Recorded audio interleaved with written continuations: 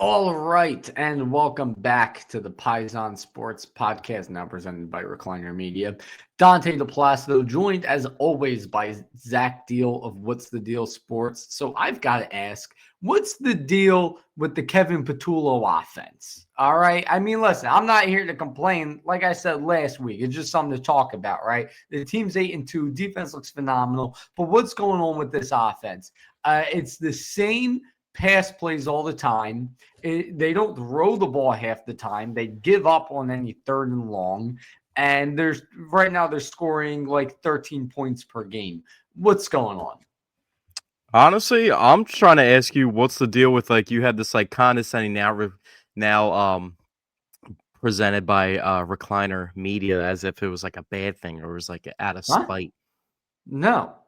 What are you No, I talking know, about? I'm just messing with you, but that's just Huh. how it came up with your I don't know. tone. I just enjoy saying it fast, like I'm No, that's listening what I to realized when in I a was letting it prescription digest. But the way medicine you for said some it was like, reason. oh, like is he, nah, I was just messing with you. But yeah, this I think offense I think I is. started doing that because when we first started working with what was known as Elevation 5280 Sports, I kept forgetting to include that in the beginning. So I Yeah, you started did it doing it like the like first five quickly as episodes like in a a row. little goof, just like as like a joke of like I'm slipping it in there because I kept forgetting. So it's kind of just stuck.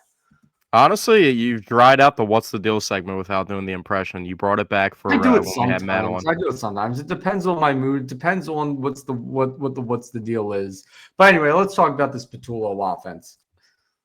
What do you think the issue is? I'll tell you exactly what I think the issue is. And I'm not going to say I agree with it, but I think what's happening is, to me, it's no coincidence that the two worst offensive performances by far have taken place when the defense has given in the two games the defense has given up less than 10 points. I don't think that's a coincidence. I think when the Eagles have the lead, Kevin Patullo calls the plays extremely, extremely conservatively.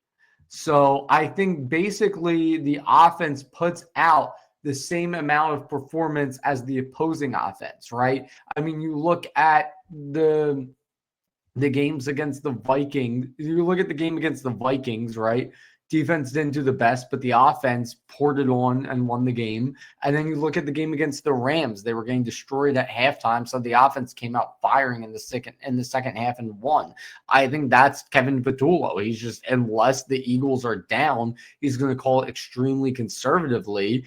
And when the Eagles defense only gives up 7 or fewer points or what have you, then he's just going to stick around that 10-point win, around that 10-point total with a winning margin. So I'm not saying I I think the agree with Eagles that. have I don't think that's the formula. I don't think that should be the formula, but I think that is what's happening with the offense. I think last year we seen them blow out a couple teams. Wasn't really anything like the Super Bowl, the original Super Bowl run with Nick Sirianni in 22, where they were blowing out pretty much everybody. But I feel like the Eagles, just as a team in general, not even just with anything to do with Kevin Patullo himself, they just have, it's not like they don't always keep their foot on the gas as much as they probably should, as good of a team they are. As in, they kind of just let teams hang around because they're comfortable with the spots that they put themselves in, but also they sometimes have to dig out of the dirt to get themselves out of a bad situation. And like the past couple weeks, not converting on fourth down and giving the team another possession, even though it's not the most favorable position for that team, but for that situation to even happen at all. Just kind of shows that in itself, where if they put their foot on the gas a little bit more, then they could have a more comfortable lead. But I feel like they've been doing that pretty much every year under Nick Sirianni, with that they've been successful since, or besides, I should say, the 2022 Super Bowl year, where they pretty much blew everybody out. But at the end of the day, Jalen Hurts is with another offensive coordinator, and he's bringing another Eagles team to a ridiculous record. I mean, under Nick Sirianni's what 50 and 14 as a starter, which is absolutely ridiculous. It's like Tom Brady like numbers. Yeah. So, Also, and in terms of we have to be honest with ourselves too. You know how I am, how I like. I'm just a fan of football in general. I love the Eagles. Obviously, that's my favorite team, and that's the team that I talk about to get paid for the podcast. But just in general, being a football fan, I mean, we're talking about them not scoring that many points. What, 26 points total the last 2 weeks. They're also playing against two of probably the 6 best teams in the entire NFL. Yeah, they've had an absolute gauntlet of a schedule. So we have to take that into account, is what I'm saying. It's and like we can't just like say they're not scoring all these points, or like it's kind of like the same thing. It's like it kind of reminds me of like the boredom of like the MVP, like when LeBron was at his height, like in the NBA, and kind of like other elements like the Warriors at their height of the powers. Like you get bored of like the greatness and how good they are. Like, oh, they just won again, but they have LeBron, Dwayne Wade, and Chris Bosh. They only won by 5 points. Like, it doesn't matter. They're on a 23-game winning streak. You know, like, why does any of that matter? Why does it matter how you get the job done at the end of the day? That's why you see, like, the analysts that really know what they're talking about that defend Jalen Hurts. I mean, from a day-to-day product, it's not the prettiest thing out there. But when you look at the resume as a whole and you're talking about, like, taking a guy to start a franchise, when people talk about having a guy for one game, I mean, he puts himself in the conversation, Jalen Hurts does, based off of his performances in big games, like the 2 Super Bowl performances he's had, and just how he's performed in the playoffs in general and in other big spots. But when you talk about like the long view of like who would you want to start a franchise with, I mean, let's do the math. I mean, I'm pretty good at math, but I wouldn't say I can do 50 divided by 64 off the top of my head. But I mean, what? That's a 78% winning percentage he's had as the Eagles starter. Yeah. And I know that doesn't really maybe even better than that. Well, I just did like the calculator math off the top of my head or on my phone, but at the end of the day, that doesn't really even answer your question about Kevin Patullo, what's going on with this offense. It's just that kind of just shows the way that I pivoted off of what you asked, because I still believe in our quarterback and Jalen Hurts. Oh yeah, and that's the guy that's going to be riding the way. And what I mentioned in the beginning, real quickly, what I mentioned in the beginning is the keynote, how many offensive coordinators he's had. So even with the issues with Kevin Patullo, I mean, I know how 2023 ended with Brian Johnson, but I mean, we weren't switching coordinators. I mean, I hope that we don't have any expectation of switching coordinators mid-year like we did going into that Seattle game that year, and then everything completely crumbled. But that's also the year where we got Eli Ricks out there trying to play corner. We have no defensive backs, you know what I mean? So that was a whole entirely different situation. But I mean, at the end of the day, I just believe in the talent that we have on this roster. And as long as the defense can play the way that they're playing, which I think they're capable of with the resources and the amount of people they have back from injury now, the offense just needs to get up to speed. And I mean, at the end of the day, I don't want to be in a situation where, oh, they need to just turn it on whenever. But I believe in an offense that has Devontae Smith, A.J. Brown, Dallas Goedert, and Saquon Barkley and Jalen Hurts, and even guys like in the background like Jahan Dotson to be able to turn it on and make plays when need be. Yeah, so for one, notice how I said, what's the deal with the Kevin Patullo offense, right? I don't have a single negative thing to say about Jalen Hurts. He's been fantastic. He is fantastic, right? And real quickly to interject, I'm not completely dry of criticism from Jalen Hurts, but I think people overly criticize him. Yeah, like right now the issue is obviously Kevin Patullo, right? It clearly is. You look at the resume of Jalen Hurts. Hell, you even look at the stats of Jalen Hurts on this season. 16 passing touchdowns to just 1 interception. He's been great. All right, so let's get back to your question real quick, because I feel like I usually do this, and I'm the catalyst for this because I always take us off topic. But to answer this question, let's put it this way. This kind of has to do with Kevin Patullo, can maybe answer the question about Kevin Patullo's offense. So you get mad when, and a lot of Eagles fans do too, and I get mad in certain spots when they do it, when they practically punt the downs and they run the draw on 3rd and 14. But at third field goal position, I said during my what's the deal, how they just give up. I know, but this is what I'm gonna get to it here. So But if they're in field goal possession to preserve points, it makes sense instead of like accidentally throwing a pick, even though we've just mentioned Jalen Hurts has only thrown one interception this entire year. But with that being said, do you get mad when they make decisions like, why are you going for it on 4th and like 3 and putting your defense in a bad spot? Or do you more so see it as, I'd rather them be aggressive, and that's the mindset? And we talked about last podcast, that's the identity that they had under both coaches in Eagles history that have won Super Bowls, is that aggressive mindset. Do you like more so, oh, the defense is playing so well, I can take this risk and be more aggressive on 4th down like that because I know my defense will back it up? Like, which way do you want them to be? Well, Or would you rather them be? Well, for one, right, whether you go for it on 4th down or not, that's the call of the head coach, not the offensive coordinator. Well, that's why I referenced Nick Sirianni when I was saying that question about like the aggressiveness, because that's his decision. And the other thing too is like, I don't mind if you're like at the opposing 40 and it's 4th and 3 and you go for it. I like that style of aggressive. I don't like what they did a couple games ago where they had to do with the game away and they went for it on 4th and 3 and then almost gave the Packers a chance to send it to overtime. I don't like that, but I do like them just generally being aggressive on 4th down. I also didn't like when they decided to push it in their own territory against the Lions this past Sunday night, when punting it would have made a lot more sense. You know, I don't like decisions such as that where it's like a late game decision. Do you go for it here? Do you kick the field goal? Do you punt it? It seems like they're making those sort of wrong decisions, but just like do you want more consistent? Do you want more aggressive and going for the touchdown instead of kicking field goals throughout the game rather than critical situations and being overly aggressive? That I like.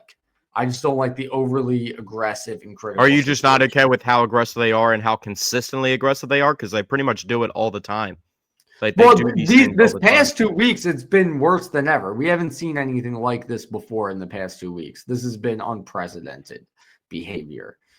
And I hope. Well, I feel like these specific situations, their 3rd down percentage. I mean, they're the best red zone offensive team in the entire NFL, and that's what I mean. And that's what I'm talking about, right? It's like if it's like the 3rd quarter and it's 4th and 3, and you know you're looking to get end zone, then yeah, go for it. I don't care. I just don't like where it's like late in the game.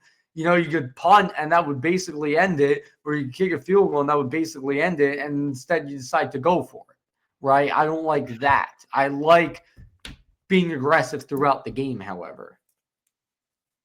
Yeah, sometimes I guess they're a little bit too aggressive. I mean, for a team that is that consistently aggressive, it is pretty crazy that they lead the league in fewest turnovers in the entire NFL. So, I mean, that's a plus side. They're also getting turnovers as well. I mean, Coop got his first official regular season. I mean, that's why I hate the stats are so jagged. Like, you know what I mean? Where it's like playoff stats don't count because, like, if playoff stats did count, you know, we would think about players like it's how we talked about the NBA before, where the MVP award should be for the playoffs and the regular season, because that really determines who the most valuable player was of like any sport. Basketball is like how you determine that award is like someone's run throughout the entire regular season and playoffs. Like Kawhi Leonard would have won an MVP if it was like 2019 when he went on that run. But the Eagles are getting a little bit more turnovers. I mean, Jalen Phillips is still that dude. I'm looking at it right now, not to cut you off. I'm looking at it right now, and then actually while you're talking, this is a terrific transition to the defense, but I'm looking at it right now. The Eagles are currently 1, 2, 3, 4, 5, 6, 7th in the NFL in turnover differential, which honestly surprises me. They have a +6 differential. That comes with only 4 turnovers on offense, the 1 interception, 3 fumbles, and 10 takeaways on defense, 6 interceptions and 4 fumble recoveries. Everyone ahead of them on the list has more turnovers on offense. A lot of it is quite a bit more, such as the Steelers and Jaguars being right ahead of them in turnover differential at +8, but they have 10 turnovers on offense. The only outlier really is the Chicago Bears having only 6 total turnovers on offense in the number 1 spot at a whopping plus 16 with 22 takeaways on defense. Wait. Who leads the league in interceptions? The Chicago Bears. No, who? Which player? Oh, which play? Oh, yeah, you sent me that before, Kevin Byard. But yeah, I mean, very surprising. But yeah, so I mean, I can't even trip about. Can we for a second? Let's talk about that. On the other teams, like the Sixers now too, like we got into the territory where we can't care about Joel. And I mean, Joel already gave us enough, but Paul George didn't give us shit, and we can't even trip about it anymore. It's just if he comes in and scores 10 points a game and plays a little bit of defense, like, and he makes $55 million a year, who cares? You know what I mean? Like in that vicinity of that, but. The Eagles, I can't even trip about like dudes leaving and having like I don't care. Well, yeah, Like, Kevin Byard was absolutely washed when he was here. You know, it's just so crazy about like to think about how all those mad about it. Plus, I like our safety group. But also, this is really funny. All right, so guess which NFL team is last in takeaways on defense and what the number of takeaways they have is.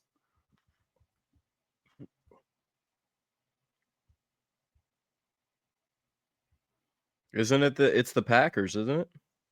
No, the Packers on defense have a lot of takeaways. They have 13. Oh no, they have 8. They only have 8. But no, there's a team with substantially less takeaways on defense. I'm not sure. It's Cowboys, the New York Jets with 1 takeaway. Yeah, that is pretty crazy.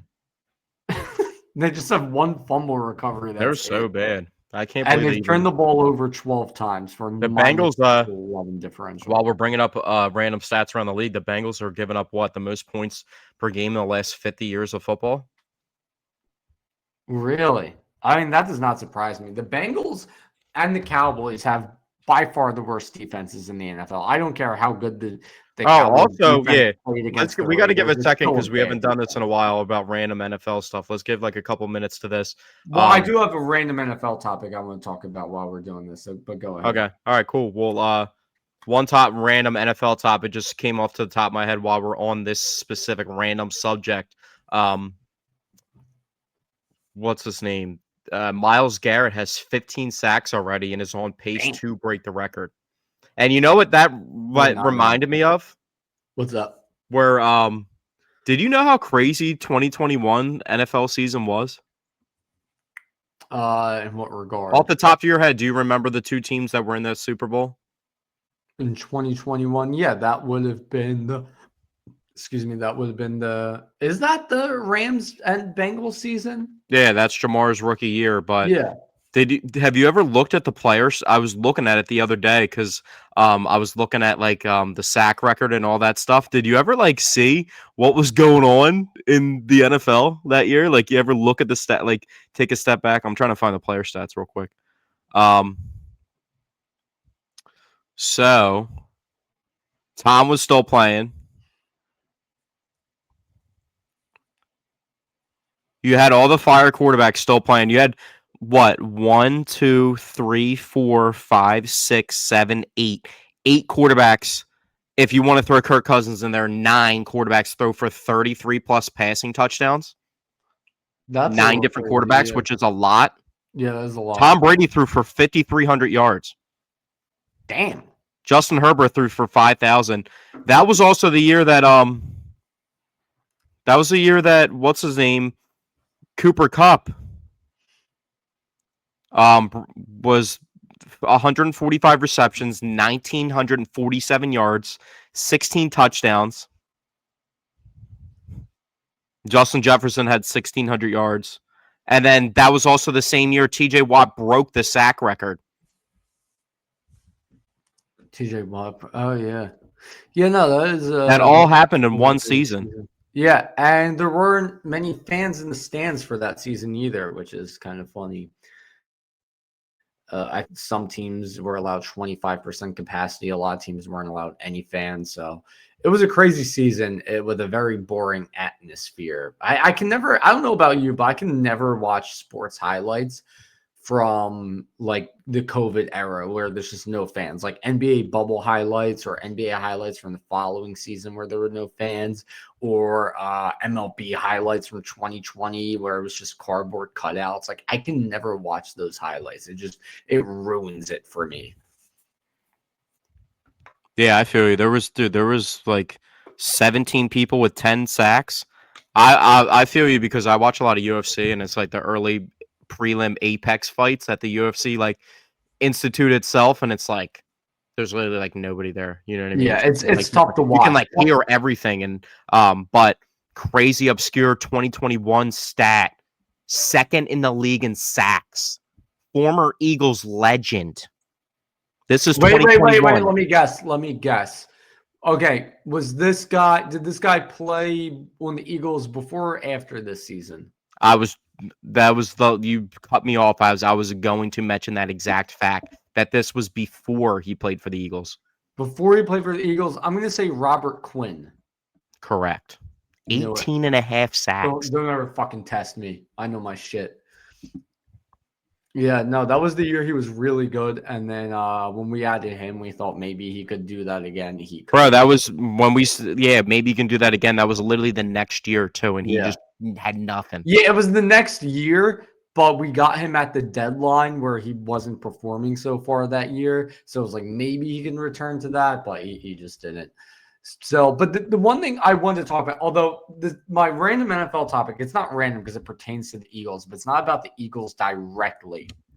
I have a question for you, and I kind of feel how you're going to answer this question versus how I feel a lot of other. Real quickly, we're not going to get wrapped up in it, but what is making you speculate that I would?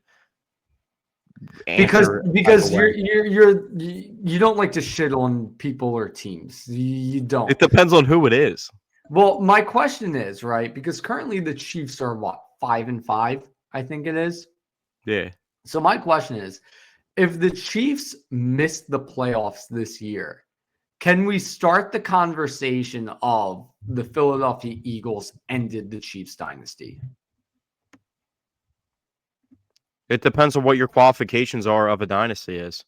Well, no, what they just had, I would consider a dynasty. I think 3 rings in a short amount of time, that's a dynasty. Yeah, but I'm saying what is like the nail in the coffin? Because like Brady did what? He went 3-4.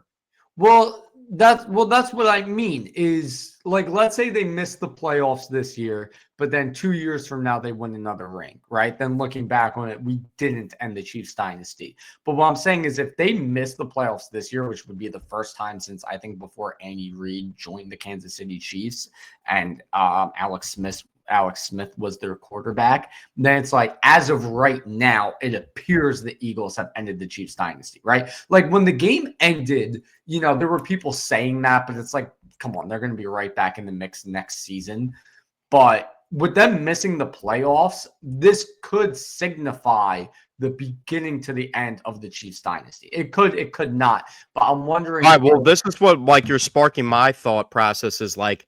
So Brady goes what, 2001, 2002, and 2004, and then loses 2007, and then was it 2008 or 9? He gets that season-ending torn ACL first game of the season. It was 2010. It was either 2009. It was one of those sandwiched years. So like he wins 3 Super Bowls out of 4 years, gets back to another one a couple years later, loses.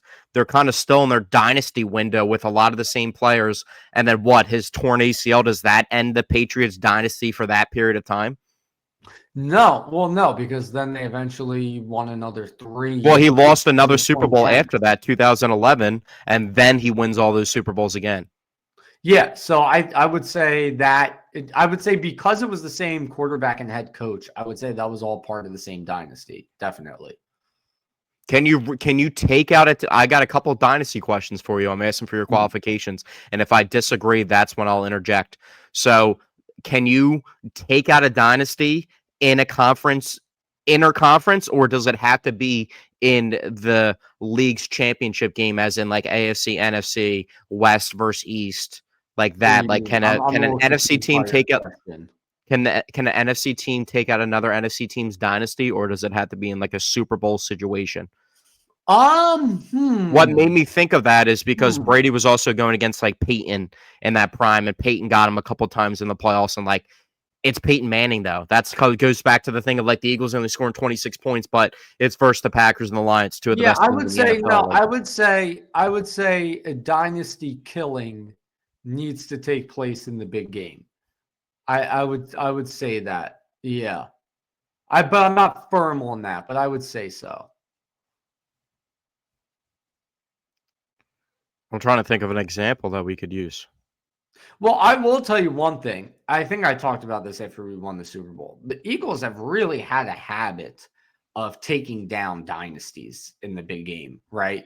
Now, not to say they ended the Patriots dynasty. However, if Alshon Jeffrey would have caught the ball, maybe they officially would have. But they beat Brady in the Super Bowl. They beat Mahomes in the Super Bowl, which, by the way, does not get talked about enough. That is absurd. They're obviously the only team to do that, and I think that will remain until the end of time because I can't see the Giants ever beating Mahomes in the Super Bowl. But on top of that, they were the only team to beat Vince Lombardi in the playoffs when they won the 1960 NFC Championship game. So, I mean, to have that resume of being the only team to beat Lombardi in the playoffs and beating Brady and Mahomes in the Super Bowl, it's just ridiculous, and it does not get talked about enough. Well, I was going to look at it from the other perspective. Those are known things, but a little deeper. I mean, they beat what literally the three greatest coaches of all time. Yeah, Belichick, Lombardi, and Reed. And the other thing too is what is interesting, and this might also stand for the Packers. I don't know. I would have to check. Is when they beat the Patriots and when they beat the Chiefs, they had previously lost to them and then eventually saw them again in the Super Bowl and won. I don't know if they had seen the Packers in the playoffs before 1960. I kind of want to check on that, actually. While I check on that, I think we need to start talking about this defense now. Well, real quickly, who ended the Patriots dynasty? Because Tom Brady's last pass as a New England Patriot was a pick six to his former teammate, and that's when the Titans beat them in the playoffs and went to the AFC Championship, and he threw a pick six as the last. I don't think anyone really ended that dynasty. I think honestly, even though they won the Super Bowl against the Well, Rams, that's like now we can open up another podcast of 3 hours. Is it the Tom Brady dynasty or is it the New England Patriots dynasty? And then you go into is it LeBron? I know, but then you start asking the question: is it LeBron's dynasty or is it the Cavs, the Heats, and the Lakers? I mean, the Lakers are their own dynasty itself, but the Cavs and the Heat, who don't have any success relatively outside of him being there. So those are like the dynasty question could get crazy. Hold on a second. This is something I never realized. When the Eagles won the championship in 1960, the last time they were in the playoffs before that was when they won in 1949. So they didn't make the playoffs at all in the 1950s. I never knew that. Okay, so they didn't face Lombardi in the playoffs. I don't think Lombardi dates back to the 40s. Does he? I don't think so. I'm not exactly sure the exact date. I just know he dominated that specific era. But let's see. Defensive-wise, Lombardi was a head coach for the Green Bay Packers. Yeah, from 1959 to 1967. Okay, so yeah, they never saw Lombardi in the playoffs before that. That would be pretty cool if they had lost to Lombardi before that, because it would just add to the thing with Brady and Mahomes. But to talk about this defense, man, we talked about last week, Jalen Phillips, hell of a debut, and he really continued it on Sunday night against the Lions. I think the two biggest stars of the defense on Sunday night, however, was Jordan Davis and Nakobe Dean. Yeah, Nakobe Dean's playing ball. There was like a 3-play sequence where he just absolutely just wrecked the entire drive, and he's just a havoc wreaker. And I was telling you about him having more sacks than Jalen Carter and Jordan Davis combined the one year when they were all at Georgia, and he still can rush the passer. The size isn't an issue. The athleticism isn't an issue.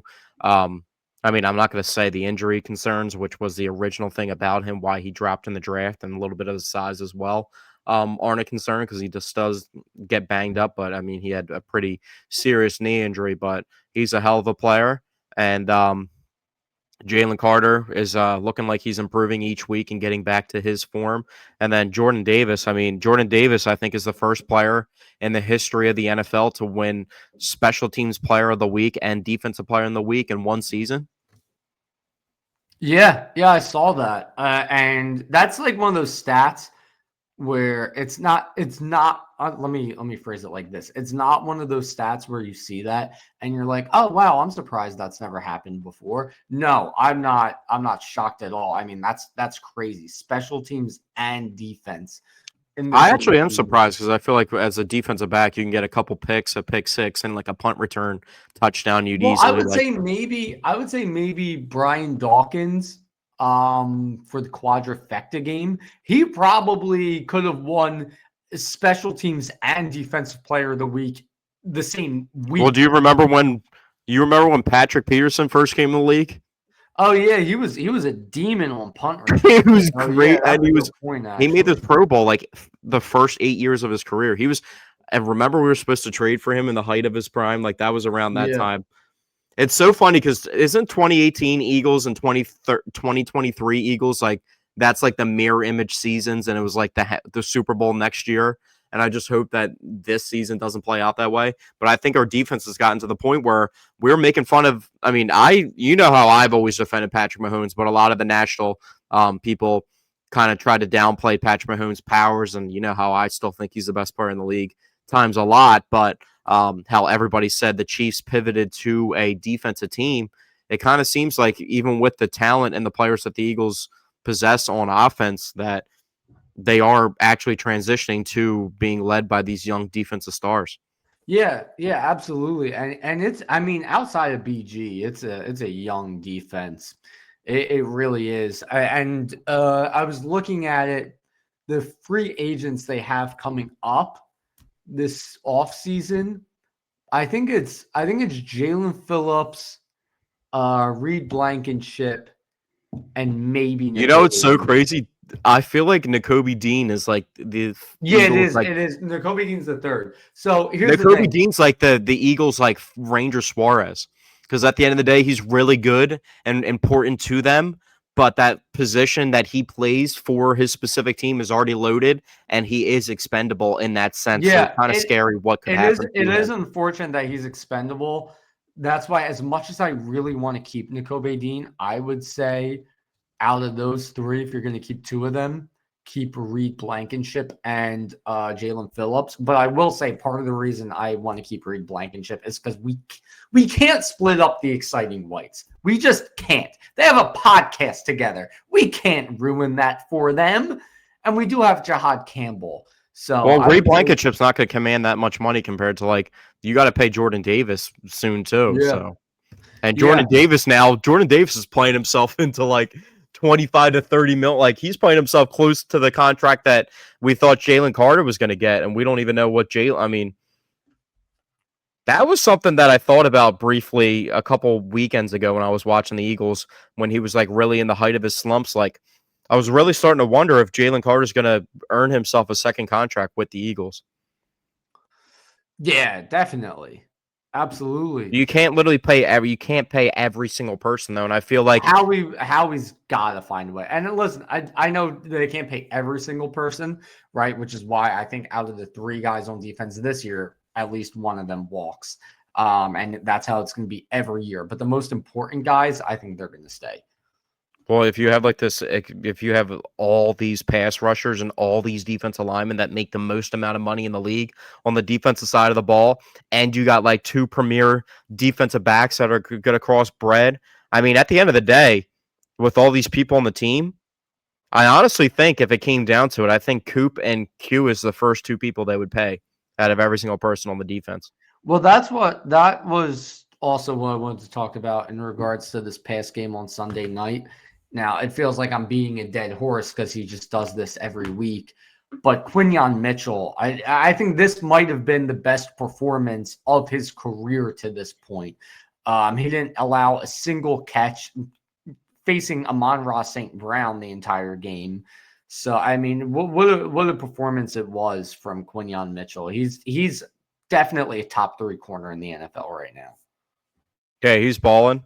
And I love his like personality of being like real physical. And I'll just take the penalties when they do come because at the end of the day, that's like his mantra, and that's what makes him special, how physical he is with the receivers. Like he's not only crazy athletic, but he's just like literally so physical with every receiver, and like no one takes him off his game. And then you play with Cooper DeJean, who's also so physical, not in the sense of in coverage itself, because Coop's not the best in coverage man to man by itself, but like what he does as a defensive back in the open field. I mean, having 2 physical guys like that young, I mean, that's why this defense performs the way that they do. And yeah, I'm happy with the entire defense. I mean, Andrew Makuba, we don't really have any criticisms of him because he's just back there gaining experience. And like, I mean, there's times where he does mess up, but there's also times it's just the learning curve of a rookie. But I'm happy that we are incorporating him as our 2nd-round pick. I mean, think about all the years where the Eagles were only netting like 2 good players from their draft classes. Now it's like literally, it's kind of confusing when somebody that drafted in the first 5 rounds of the draft didn't work or doesn't work for them. Like we were kind of dumbfounded a little bit about Aeneas Smith. And that was like one of the only whiffs recently that they had. And he was like a 6th-round pick. Yeah, and who knows what Johnny Wilson would be up to right now if he didn't get hurt. Who knows? Yeah, I think that story's not even completely written who knows yet. what Will Shipley would be up to right now if he didn't get hurt, causing the Eagles to sign Tank Bigsby, who would eventually take reps away from him. You know, if he didn't get hurt and they don't sign Tank Bigsby, Will Shipley's getting reps right now. By the way, Tank Bigsby needs more carries. I mean, it seems like every game he's breaking. Well, they traded for Tank Bigsby. Trade for, sign him. Potato, you know what I mean. But he needs. Well, there's more effort more going touches. out and trading for somebody because that's addressing an issue. He needs more touch. He needs more touches. Absolutely. The other thing I did want to talk about all the 4th down stops from this game, but before we talk about that, just on the topic you're on, looking at the 2025 Eagles draft class, I mean, in terms of production right now, it's just Jahad Campbell and Andrew Makuba. Now, in terms of potential for the future, I think Smile Munden has a lot of potential. I think Ty Robinson, maybe Mac McWilliams, Kyle McCord has the potential to be a great backup, I think, although we haven't seen a lot of great stuff out of him so far. But Ty Robinson, though, I mean, I think we all thought he would be making a much bigger impact by this point. We never even see him on the field. I just thought about how we have yet to, in regular season talk, your boy, we haven't even mentioned his name. I don't even want to say his name because we haven't even mentioned it. We're going to keep it that way until we have to say it because we're not going to jinx the podcast. So, okay, yeah, I don't even know who you're talking about. But yeah, let's talk about all those 4th down stops, man. 5 4th down stops in one game. I don't know about you, but by the time the Lions were going for it on 4th down for like the 4th time, I had all the confidence in the world for those 4th and 5th times that the Eagles defense was. Dude, it's someone else that steps up like every time. It's like they need a blocked kick, so let's put the 6'6" dude in there to block the kick. A team's going to run the same play they've ran 5 times. Let's put in our like 2nd, 3rd string defensive tackle and have him call the play out to everybody, and then have like 5 dudes tackle the dude in the backfield for a loss. I mean, I don't even know what to really even say about the team. Like, I didn't know if I could ever trust a defense this young that only had like one true vet on it. That's why I was kind of like holding on and latching on to like keeping Darius Slay, because like at the end of the day, I'm just like, can they really overcome it? And I know there's been like growing pains with having a Dory Jackson out there who's like the other vet with Zach Bond, and he's just not that great of a player anymore, and they've just had other issues that they have tried to address with corner. But at the end of the day, I just never knew that we could trust a defense that's this young to be this mature and get them out of such like tight quarter situations, and they just consistently do it. And I believe in them to do it every single time too. That's the crazy part. Yeah, and also think about it, you know, going back to the week prior, they won that game on a huge 4th down stop. So they are at least 6 for 6 in their last fourth down stop attempts, which is just absolutely insane. I don't know the last time somebody went for it on fourth down against us before that stop against the Packers, if we stopped them or not. I don't know how far I think they're back. holding quarterbacks to what, like 56 or 57% completion percentage? And Jared Goff had like one of the highest completion percentage in the entire NFL, and he was kind of throwing the ball all over the place, and the pass rush was really getting after him. You see what a good pass rush can do. I mean, the Bills were heavy favorites last night. And Jomo is another guy I want to talk about. He's playing really well now. He's really gotten it going. You know who else is top 5 in a stat category in the entire NFL? Another former Eagles legend. Josh what? No. Milton Williams.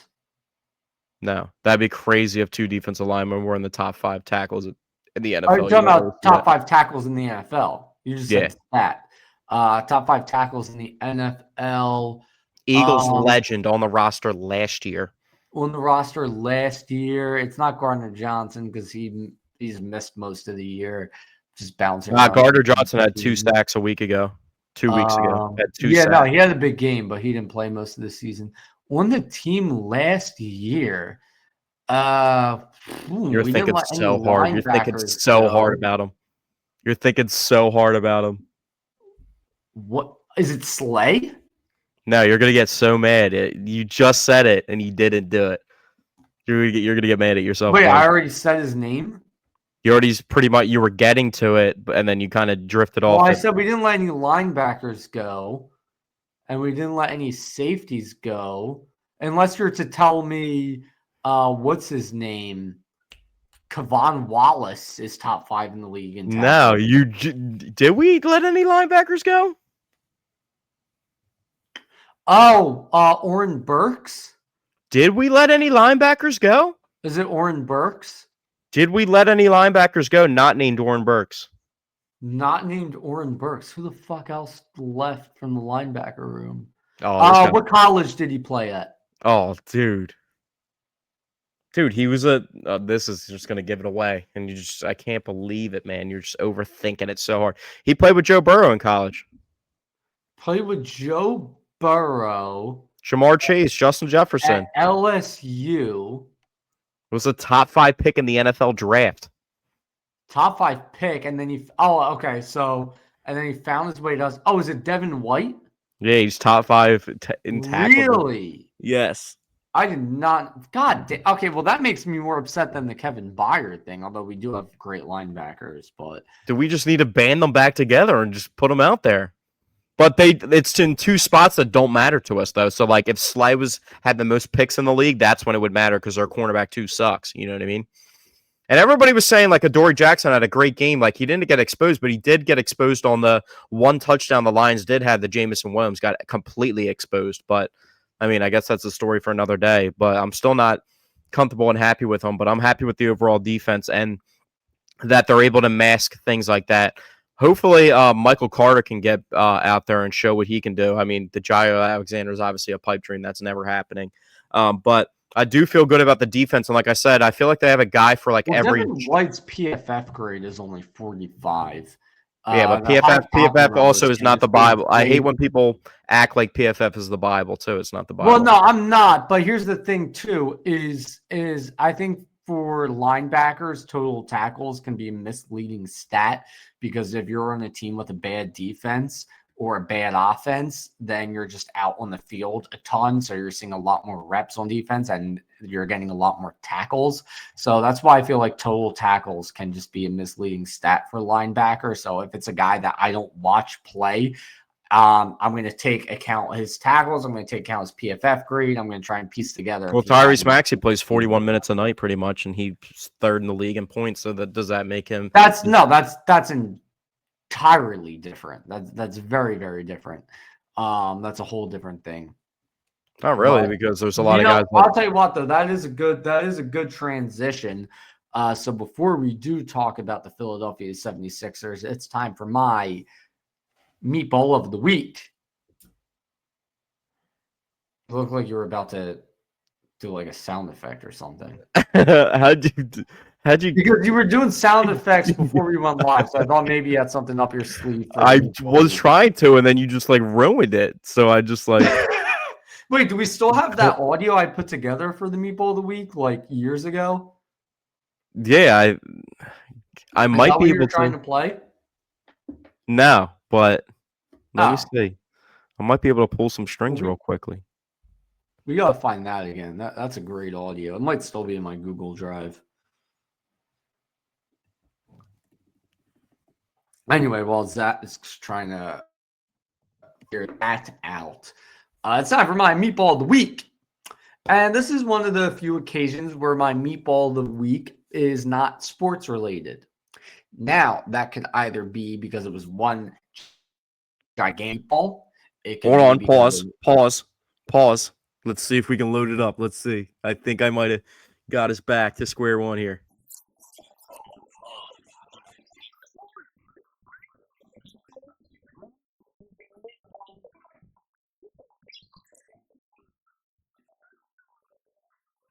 all right, yeah, there we go. That's the stuff. I brought man. the energy up. That's the stuff. the And I'll tell you gabagool. what. Fantastic job by me on that audio. Fantastic job. Wow, I thought you were about to say fantastic job on me for finding that, and you just completely bent the corner on me so hard. Also, fantastic job by you finding it. But I was just reminded of my greatness with audio skills by hearing that again. It's such a good audio. I might have the Manscaped commercials on there too, so reach out to Manscaped, see if. Oh, dude, my Manscaped commercial was great. Anywho, yeah, so when it's not a sports-related meatball, that could either be because there's one gigantic meatball, like the Coldplay concert guy. It could be because there wasn't really that big of a meatball in sports that week. Or it could be a little bit of both. I can't think of a huge meatball in sports. And also, this meatball, I really want to call him out as the meatball because this is just a public figure who I've absolutely despised ever since he was brought to my attention. And I'm glad to see he got arrested. I'm talking about Jack Dorsey. Oh, hold on. What? I wanted a drum roll. You were like setting the scene. I was trying to get you, and then you just went into it too hard when I was trying to interject. Okay. Anyway. You said who? Jack Doherty. Okay. If you don't know who Jack Doherty is just the absolute scum of the earth. For, I don't know, the past 7 years, he's filmed very stupid prank videos. Where, please stop. Where he just goes around bothering people in public and then hides behind his absolutely massive security guard and acts tough. Well, like somebody and then like hide behind a security guard and be like, what are you gonna do? As there's just like this 6'8" black man standing between them. He's just the worst human being. There's a ton of other examples of him just being a horrible person. And he finally got what he had coming to him when he got arrested in Miami for drug possession and resisting arrest. Now, he is currently out on bond, but he is facing a possible 7 years in prison. Hope it happens. We're all hoping it happens. You're the scum of the earth, Jack Doherty, and you're my Meatball of the Week. You gotta look into this dude. I've heard of him before. You were painting the scene. I thought you were gonna say Antonio Brown. That's it. Like I was like, oh my god, I forgot about. And then that. when I cut you off, when I cut you off, I heard Jack. I thought you were talking about Jackson Mahomes, and I didn't know if he did anything recently or what was going on with him. But it wouldn't surprise me if there was anything. But you know who the police need to arrest? Is Tyrese Maxey for what he's doing to these NBA defenses out there. That's true, man. 54 points last night. How many threes was it? 8, I think. Yeah, I don't even keep track. I mean, a lot of his shots are threes, but it doesn't really matter. And two of them were from the logo. From way downtown. Yeah, I wish we had Mark Zumoff still to call these Tyrese Maxey explosions. Wouldn't that be crazy? Pause. Pause. Okay, 6 made threes. Google has finally updated it so that when you look up the stats from a game. Oh, they show the threes now?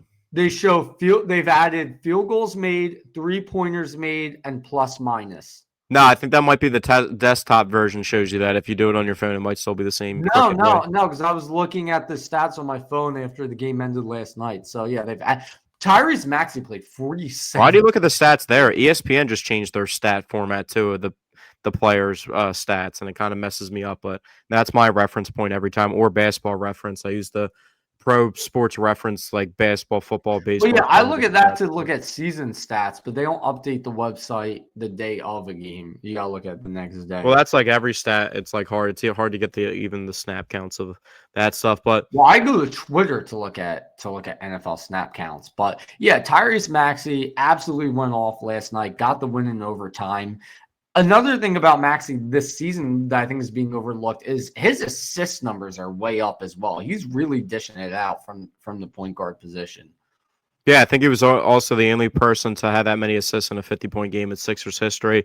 Four Wow. games off of having as many 50-point games in his career as Joel Embiid. And we know Joel can score, but also Joel scored like how many 30-plus point games in his career. But Countless. Joel hasn't even played recently, and he's not even the talk of it. I mean, it's Tyree. It's the It's transition. Maxey's team now, man. It's Maxey's team now. And I don't He's know, on like, another not level. even trying to be sound homer, but like, there's other guys and there's a couple dudes on the Hawks who could qualify for this. I mean, Jalen Brunson recently, I felt like was on this ascension too. But like in recent NBA history, which player has like ascended this much and developed this much year by year in recent memory than Tyrese Maxey? I feel like it's like hard to even fathom. I would say, I would say this is kind of the rate that Embiid was developing at. No, With it's his not. There's not. That's not a compare. Joel Embiid was the third overall pick in the draft, and he didn't get hurt. He was going to be the number one overall pick. This dude was Oh, you're drafted saying like 21st. somebody who was like a late This round dude went pick. to Kentucky, and he was a top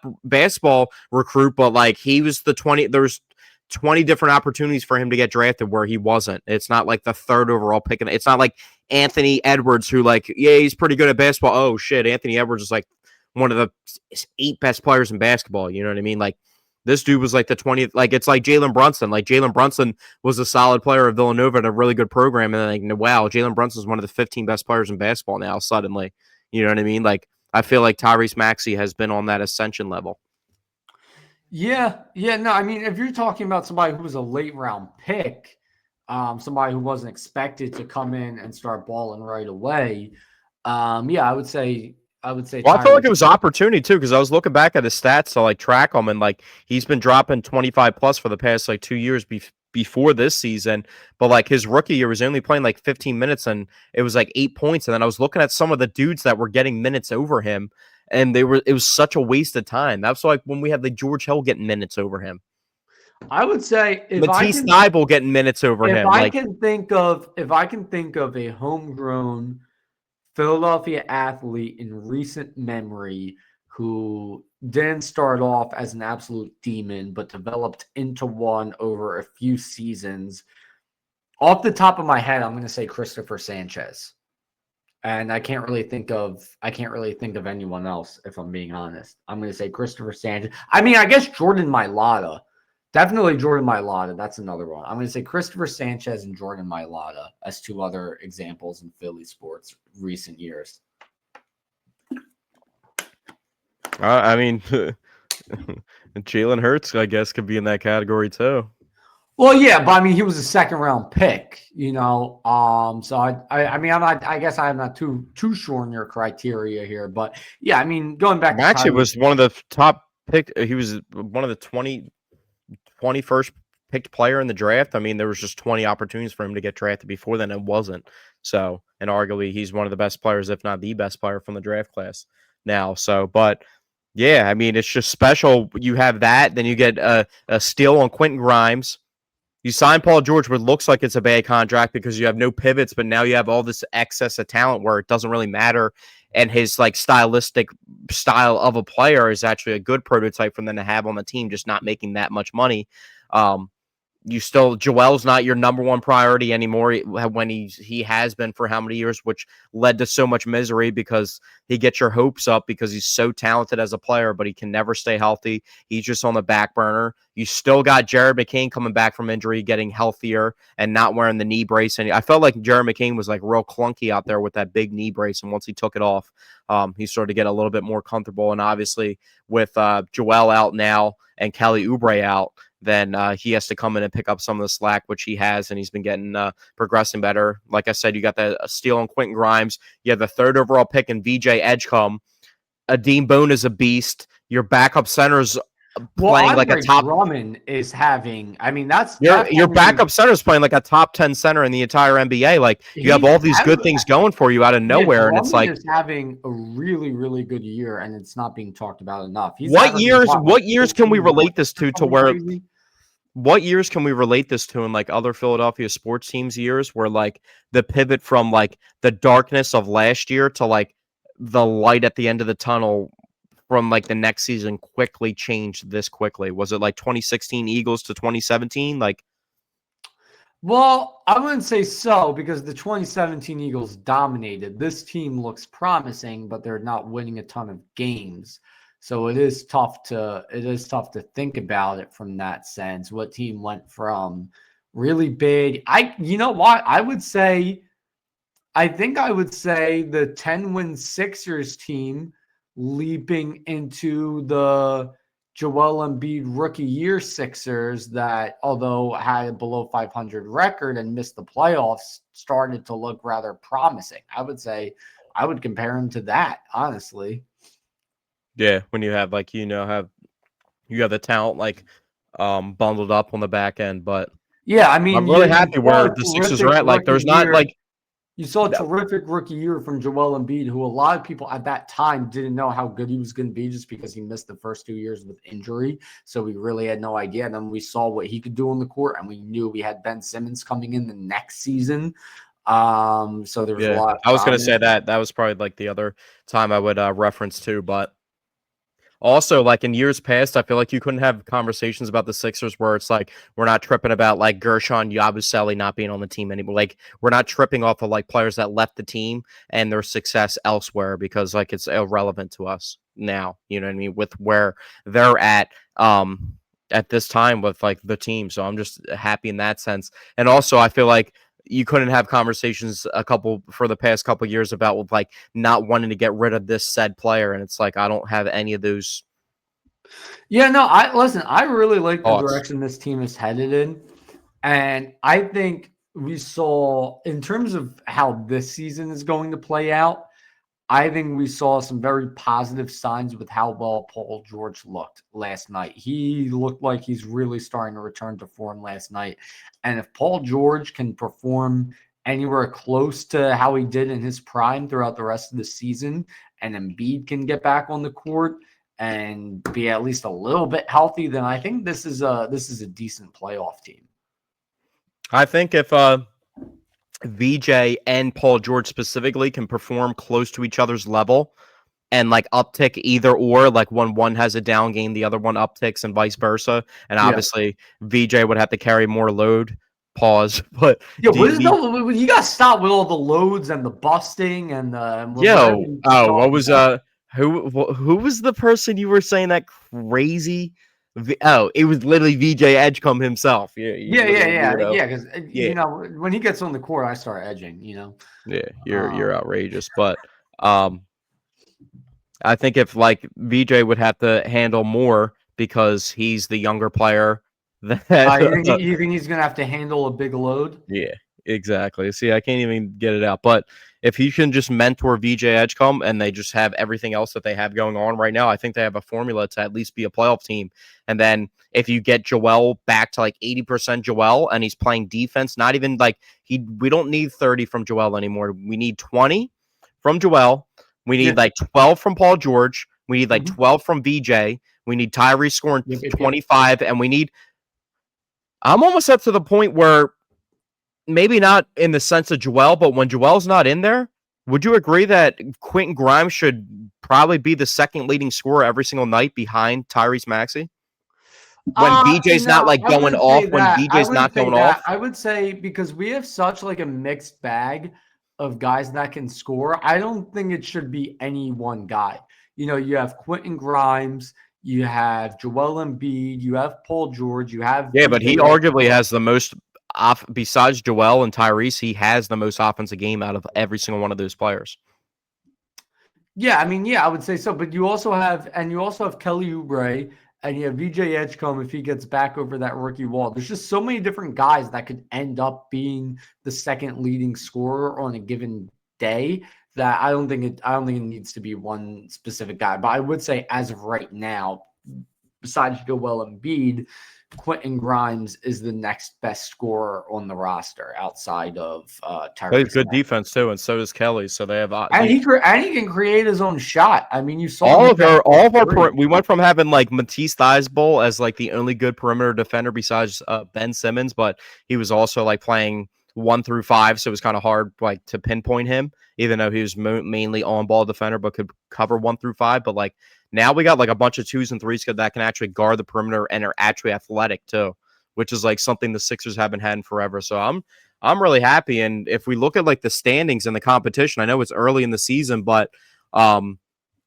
even with like Tyrese Halliburton being out and Jason Tatum being out and some of the injuries to some of the bigger name stars in the East itself, I feel like it's good, valuable experience that the rookies are getting and the young players are getting, building reform with each other in these times for when those guys come back and, you know, they're a couple years into their career. Like this team could be a serious team like as soon as probably next year. Yeah, I mean, well, they have the potential to do it this year, honestly. I mean, I think I believe so too. I just don't want to go that far yet, but I'm not going to make the promise that VJ Edgecombe made. I don't think the jury's out on this team just yet. I mean, if Joel Embiid can stay on the court, and if Paul George returns back to form, and if Kelly Oubre can come back, and if Jared McCain can pick up where he left off last season, then that's just an absurd amount of talent, and that's a team that can make a legitimate run. So I don't think it's out of the question that this team this year still has a chance to compete. Like, I'm not afraid of the Knicks at all anymore. And that's the other thing too, is the East is wide open this year. It's wide open. So I think, I think you know who's number 1 and number 2? What's that? You know who's number 1 and number 2 in the East standings? I knew this was coming. I'm going to tell you, I knew this was coming. And are the Cavs one of them? No. I don't pay much attention to the rest of the league, if I'm being honest. This is going to shock you. This is why I wanted to bring it up, because I knew you specifically haven't seen this. So I knew this team was going to be good. I mean, it's only 15 games in. I know they started off hot. Nah, they're behind the Sixers now, and the Sixers are at 6. But the Raptors with Scotty Barnes, Brandon Ingram, and what's his name from Duke, RJ Barrett, are second in the East, 10-5. The Pistons are 13-2. Yeah, you know what? Now that you say that, I knew they were doing really well this year, but 13-2 surprises me. That's crazy. 13-2, and they lost the first game of the season to the Bulls, and then to the Cavs. Dude, the Pistons are on a 11-game winning streak right now. What is the current NBA Cup group standings? Well, the Sixers are off tonight, so they're not in the mix. They're 0-2. All right. Yeah, it's not looking good for the Sixers in terms of the NBA Cup. Do we celebrate the Sixers Cup championship? What's that? Do we celebrate a Sixers Cup championship? If they win the NBA Cup, when you say celebrate, what do you mean exactly? Like popping, like they're greasing poles up and we're getting crazy? No. It's something to acknowledge, but no, there's no party on Broad Street or parade for that. Anyway, before we get out of here, because I do have to run soon, I think now we should talk a little bit about the Phillies and then head out of here. The Phillies. Kyle Schwarber denied that qualifying offer, so he will be a free agent. I've heard a couple teams rumored for him. We've talked about this, haven't we? No, we talked about how he got extended it, but we never talked. He denied it. So did Ranger. So. We talked about Bader denying it. That's right. Now I remember. Yeah, but we also talked about them opening up that window. Crawford's supposed to be in the outfield next year as well, so we'll see what's going on with that. We'll see if they're going to be able to. Another topic we mentioned, didn't get too in-depthly about it, but if Ranger leaves, I guess that just automatically opens up the spot for Andrew Painter to come right into the rotation. Is that how we look at it? Sorry, repeat that question again. Andrew Painter right into the rotation if Ranger leaves? Is that a variable that we're not like thinking too deeply into? Like, we love Ranger, but like with Andrew Painter on the back burner, is it really the time? But it's a righty and a lefty, so it's not as comparable as it would be ideally. Yeah, no, I mean, look, I don't care about that as much with starting rotations as I do with the bullpen. So, I mean, I love Ranger, and I hope we keep him because he's that good. But I would be excited to see Andrew Painter finally. I got a curveball for you here. Does Ranger going back to the Phillies or leaving the Phillies affect Taijuan Walker's status as a Philly for this upcoming season at all? I forgot all about Taijuan Walker, although he did play well last season. That'd open up a nice chunk of money, too, if we can get out of there.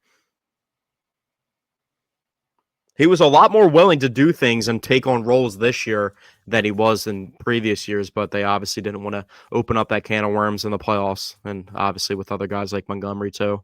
I kind of feel like a sleeper thing. I feel like the Phillies might go after one of these big bullpen arms. Like one of the big boy bullpen arms. Am I crazy or I could be wrong, but is Edwin Diaz a free agent? Yeah.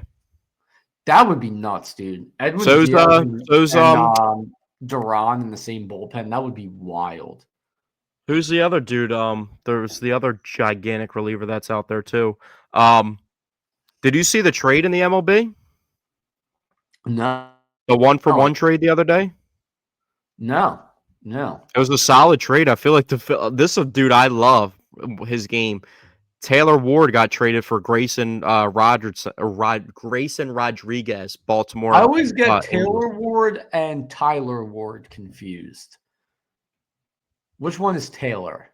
Taylor Ward's the outfielder that hits like 25 home runs a year and hits like 80 RBIs. And okay, like so not 60. Tyler Ward then.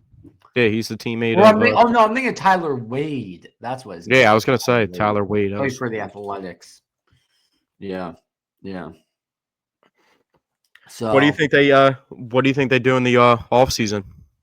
What do they do? The Phillies, dude. I mean, we talked about this when the season ended, right? I want them to switch things. Well, now up. We're seeing some of the moves. I don't want them to make any moves just for the sake of making a move. I want the moves to make sense, but I do want them to switch things up. So it sounds like Castellanos is gone no matter what, from what I'm hearing. Yeah, I guess he's just kind of expendable with that contract, and it just is what it is. I mean, it sounds like they're trying to trade him, but they can't really find a possible suitor to take on that contract. But like the thing too is, it's only a 1-year deal.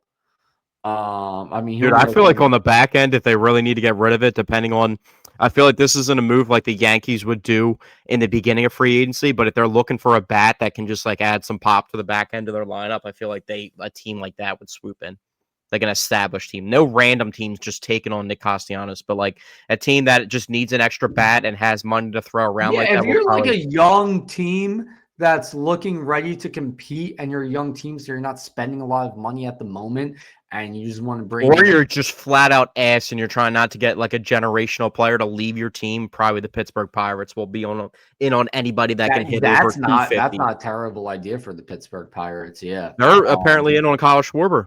Like, because I mean, like realistically, if you're the Phillies, you're taking anybody in return for Nick Castellanos. If somebody offers you like the number 20, like the number 30 prospect at pitcher in the organization, you're like, sure. Nah, I get what you're saying. I like Nick Castellanos a little bit more than you do. I still think he provides talent. Very much like but I would take at this point, you gotta just take whatever is offered. I would take any solid bullpen arm for him, straight up. I don't think they're going to get any MLB level talent in return.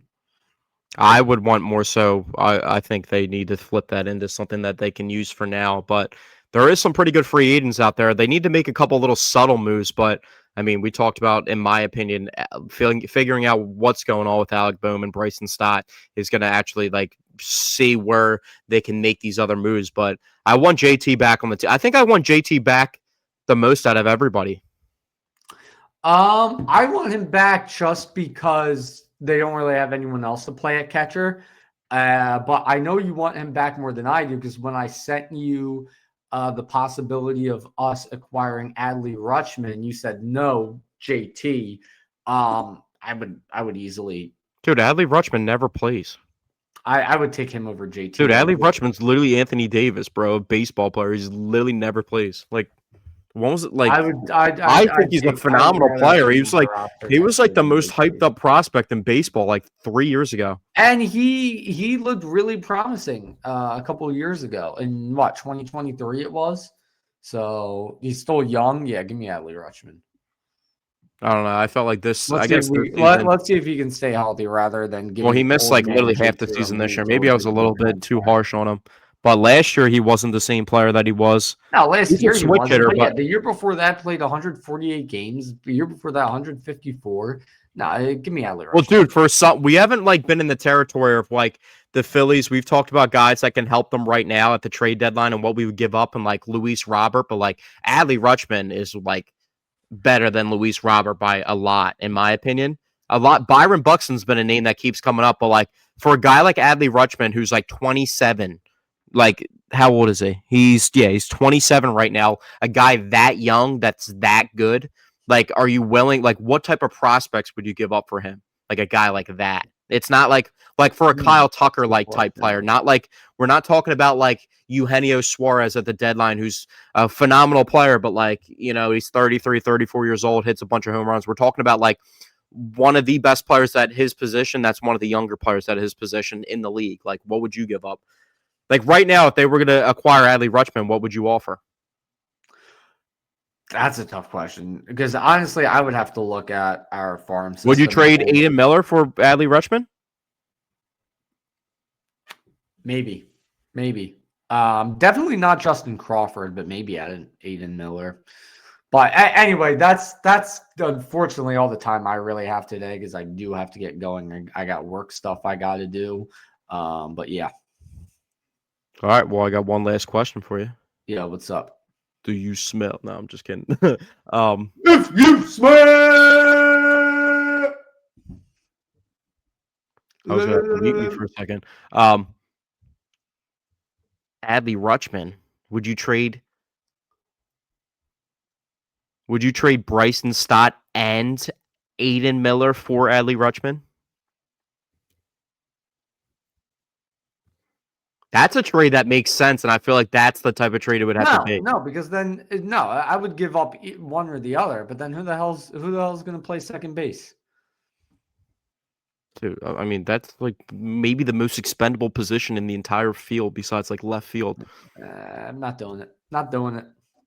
I give up Stott for Rutschman and call up Aiden Stott's Miller. not good, bro. Stott's getting. I know, that's what I'm saying. I would give Stott like. Let me think of a rant like because the Philadelphia thing before we get out of here. Like Stott would be like around the league. Stott is like.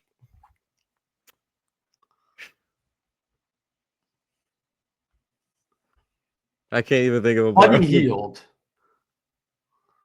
I mean, yeah, I guess so. I'm trying to think of a baseball player that's comparable. That's just like. I'm thinking of an NBA comp, and I'm going Buddy Hield.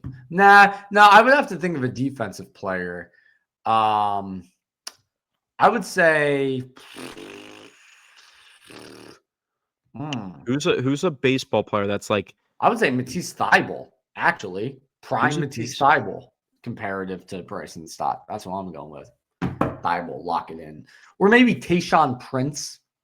Dude, Tayshaun Prince was fire. That's like this. Yeah, defensively, but offensively, he didn't really have a bag like that. Matisse Thybulle, Tayshaun Prince.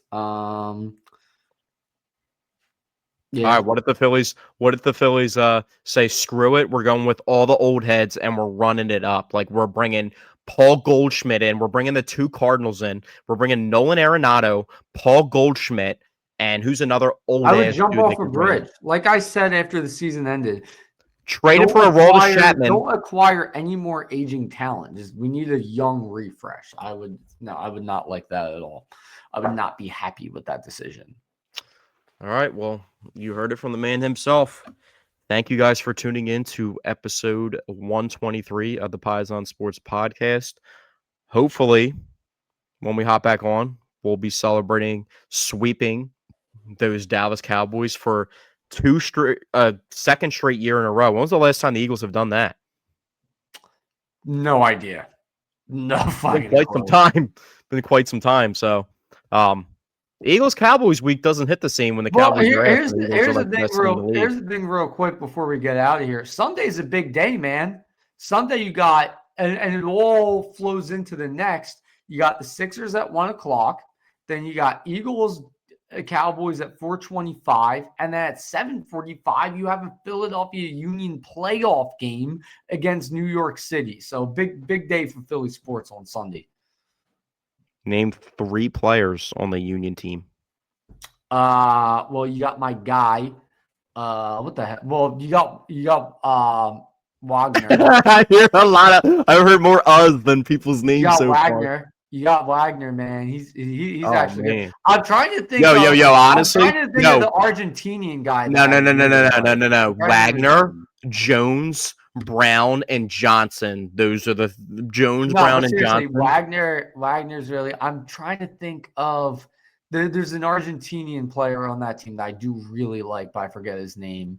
And then I forget the goalie's name, who's also really good. No, honestly, I'm going to start shutting you down because I've been actually watching hockey, and I think it's disrespectful that hockey doesn't get talked about as much as the Union do. Like, Flyers need to be mentioned way more than the Union do on this podcast. All right, well, listen, anyway, we're out of time, but we can dive into that. All right, but thank you guys for tuning in. Hopefully, Tyrese Maxey drops 2 more 50 balls by the time we get onto this podcast again. Maybe Joel will be back on the court. We'll figure out what the Phillies are doing in the offseason, and the Eagles will be getting to 9-2. And the Eagles put the Cowboys down this week, and I think the NFC East might be a game or 2 off the NFC East being wrapped up. So we'll see if the Eagles can do that. But thank you guys for tuning in, and make sure you guys follow us on all social media platforms. Peace.